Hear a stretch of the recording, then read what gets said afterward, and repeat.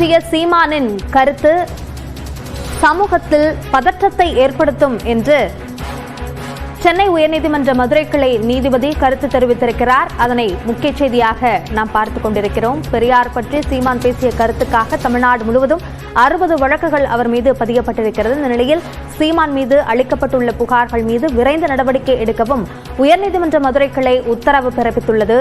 பெரியார் பற்றிய சீமானின் கருத்து சமூகத்தில் பதற்றத்தை ஏற்படுத்தும் என்று உயர்நீதிமன்ற மதுரை கிளை நீதிபதி கருத்து தெரிவித்திருக்கிறார். கூடுதல் விவரங்களை நம்முடைய செய்தியாளர் கருணாகரனிடம் கேட்கலாம். கருணாகரன், நீதிபதி சொன்ன கருத்துக்கள் மற்றும் என்ன உத்தரவு பிறப்பிக்கப்பட்டுள்ளது என்பதையும் விளக்குங்கள். அபிநயா, அதாவது நாம் தமிழர் கட்சியின் ஒருங்கிணைப்பாளர் சீமான் சர்ச்சைக்குரிய கருத்துக்களை பேசினார். பெரியார் கூறியதாக சில கருத்துக்கள் பரவியதால் இதைத் தொடர்ந்து தமிழகத்தின் பல்வேறு பகுதி வழக்கு பதிவு செய்யப்பட்டுள்ளது. இந்த நிலையில் மனுதாரர் ரமேஷ் என்பவர் மதுரை அண்ணாநகர் காவல் நிலையத்தில் இது குறித்து புகார் மனு அளித்துள்ளார். சீமான் மீது வழக்கு பதிவு செய்ய வேண்டும் என்று கூறி அப்பொழுது அண்ணாநகர் போலீசார் வழக்கு பதிவு செய்ய மறுத்துவிட்டனர்.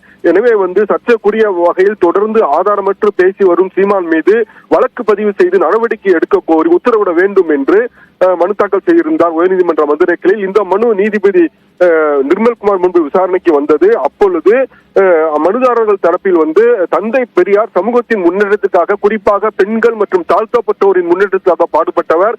அவர் குறித்து அவதூறான கருத்துக்கள் பேசுவோர் மீது கிரிமினல் வழக்கு பதிவு நடவடிக்கை எடுக்க வேண்டும் என்று வாதிட்டனர்.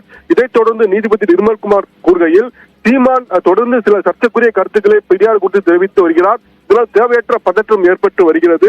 எனவே மதுரை அண்ணா நகர் போலீசார் இம்மனுதாரின் மனு குறித்து வழக்கு பதிவு செய்து உரிய நடவடிக்கை எடுத்து வருகிற இது குறித்து உரிய 20ஆம் தேதி பதில் மனு தாக்கல் செய்ய அண்ணா நகர் காவல் ஆணையருக்கு உத்தரவிட்டனர். அபிநயா, விரிவான விவரங்களுக்கு நன்றி கருணாகரன்.